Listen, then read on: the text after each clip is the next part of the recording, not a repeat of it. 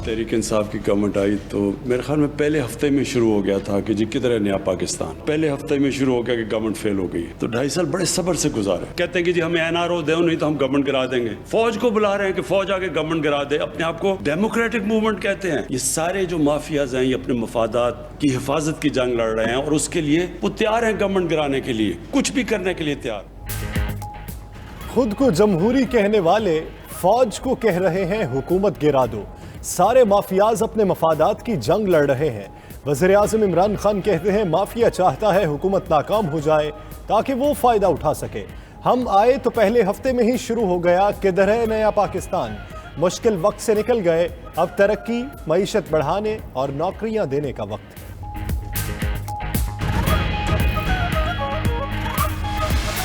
ये किस किस्म का एहतसाब है, ये किस किस्म का इंसाफ है। रायवंड का वजीर आजम को कन्विक्शन के बावजूद बाहर भेजा जाता है, लंदन में बैठा है इस इंसाफ का निजाम में, इस नया पाकिस्तान जहां NRO नहीं दिया जाता है।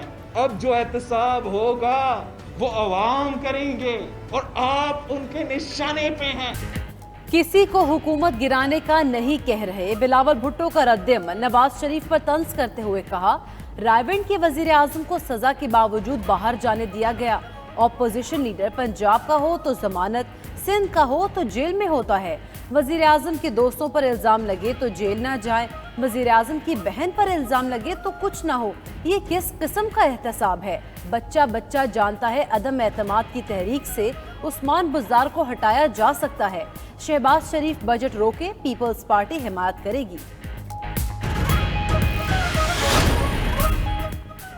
किसी इदारे की मदद से हुकूमत को घर नहीं भेजेंगे, पीपल्स पार्टी पर नादिम है, PDM का हिस्सा बनेगी। मौलाना फजलुर रहमान का कहना है नून लीग के दाखिली मामलात में मुदाखलत नहीं करेंगे, हम अवाम में वापस जा रहे हैं, हुक्मरानों से बैरूनी दबाव बर्दाश्त नहीं किया जा रहा।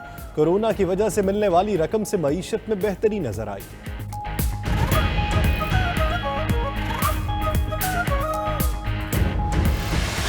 ऑपोजिशन जो है वो बौखलाहट का शिकार है, टामक टोइयां मार रहे हैं। पर्ची चेयरमैन को हमने देखा इकानमी का रोना रो रहे। तो बिलावल नाच न जाने आंगन टेढ़ा, क्या इनके वालिद साहब जो है वो IMF के पास नहीं गए थे? आज आपको कर्जों का खौफ है, स्विस बैंकों में जो पड़ा हुआ पैसा है वो पाकिस्तान ले आए ना। बिलावल करप्शन की बात करे तो कयामत की निशानी लगती है। सिंध में करप्शन का बाजार गर्म करने वालों को तनकीद ज़ेब नहीं देती।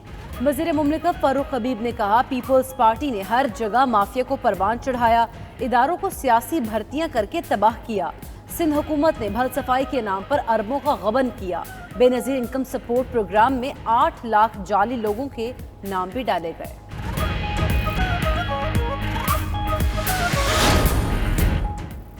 इमरान साहब 15,000 अरब रुपए के कौम पर बढ़ने वाले कर्ज का कोई जवाब नहीं। मरियम औरंगजेब ने कहा 5 करोड़ लोग गरीब और बेरोजगार हो गए, इस जुल्म और बर्बादी का जवाब दें। अज़मा बुखारी ने कहा जो खुद चोर हैं चोर चोर का शोर मचा रहे हैं। रिंग रोड स्कैंडल, अद्वियात स्कैंडल, आटे की करप्शन सामने लाने का मुतालिबा।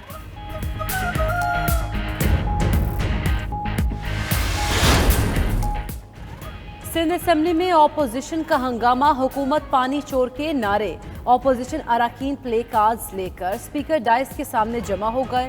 स्पीकर सिराज दुरानी ने मुसलसल एहतजाज पर इजलास 7 जून तक मुलतवी कर दिया। खुर्रम शेर जमान ने मीडिया से गुफ्तगू के दौरान सिंध में गवर्नर राज लगाने का मुतालबा कर दिया। सईद गनी बोले असेंबली में ड्रामा किया गया, कराची के नुमाइंदे विफाकी वजारतों से इस्तीफा क्यों नहीं देते।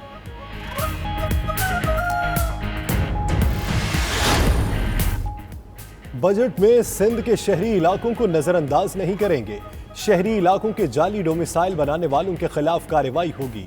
वज़ीर आज़म की MKM के वफ्द को मरदमशुमारी के लिए फंड्स रखने की यकीन दहानी। इमरान खान से MKM के वफ्द की मुलाकात, मरदमशुमारी का मुतालिबा दोहराया। कराची पैकेज पर मौसर अमल दरामद की अहमियत पर जोर दिया।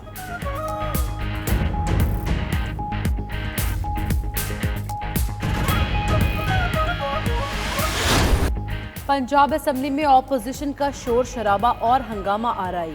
ऐवान मछली बाजार बन गया। ऑपोजिशन अराकीन ने एजेंडे की कॉपियां फाड़ दी। बेंचेस पर खड़े होकर हुकूमत के खिलाफ शदीद नारेबाजी। पंजाब हुकूमत ने ऑपोजिशन की मुखालिफत के बावजूद 4 بلز منظور کرا لیے۔ اپوزیشن اراکین نے احتجاجاً ایوان سے واک آؤٹ کر دیا۔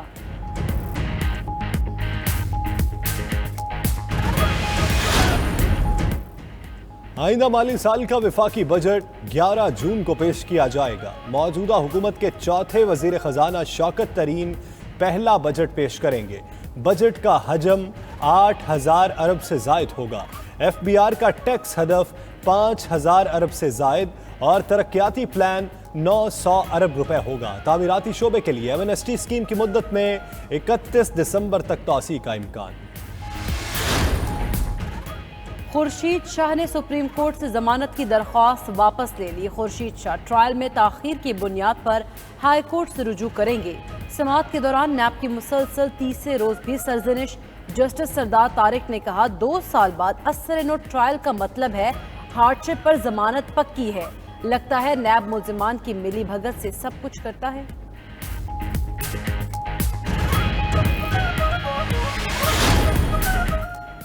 دنیا بھر میں بدعنوانی ترقی کی راہ میں رکاوٹ بن رہی ہے۔ چیئرمین نیب جاوید اقبال کا اقوام متحدہ کی جنرل اسمبلی کے خصوصی اجلاس سے خطاب۔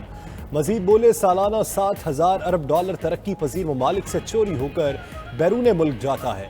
کرپشن کے خلاف عالمی تعاون کو مؤثر بنانا ہوگا۔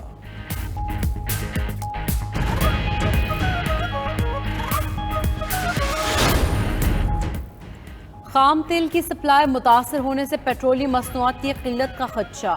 آئل ایڈوائزری کونسل نے وزارت توانائی کو خط لکھ کر آگاہ کر دیا۔ وزارت توانائی کا کہنا ہے پیٹرول اور ڈیزل کا 21 روز کا ذخیرہ موجود ہے۔ KPT کا مسئلہ حل ہونے کے بعد سپلائی متاثر ہونے کا کوئی خدشہ نہیں۔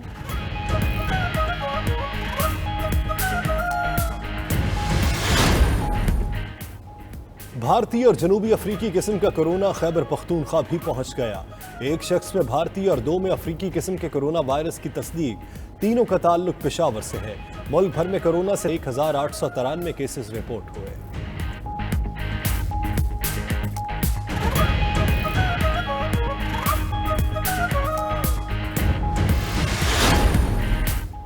اسلام آباد اور پنجاب میں 7 جون سے تعلیمی ادارے کھولنے کا اعلان۔ خیبر پختونخوا کے 35 میں سے 30 اضلاع میں بھی پیر سے تعلیم کا سلسلہ شروع ہوگا۔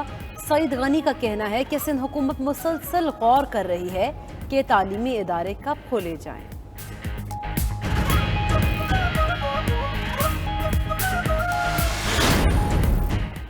کراچی کے تاجروں کا کل سے دکانیں رات 8 بجے تک کھولنے کا اعلان۔ تاجر ایکشن کمیٹی کا کہنا ہے انتظامیہ اور پولیس نے مارکیٹ سیل کی تو سڑکوں پر احتجاج ہوگا۔ حکومت نے گرفتاریاں کرنی ہیں تو جیل جانے کو تیار ہے۔ تمام تاجر تنظیمیں ایک پلیٹ فارم پر جمع ہو گئیں۔ تمام تاجروں نے نو تشکیل شدہ تنظیم کی وفاداری کا حلف اٹھا لیا۔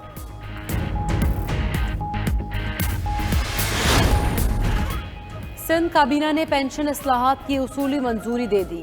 مراد علی شاہ نے کہا ماہانہ پینشن بل 13.3 ارب ہے، اس کو کم نہ کیا گیا تو 10 سال بعد پینشن بل سیلری بل سے بڑھ جائے گا۔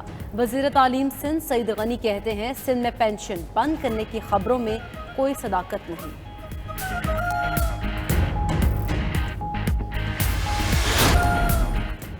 1 ارب درخت لگا لیے، ہدف 10 ارب درختوں کا ہے۔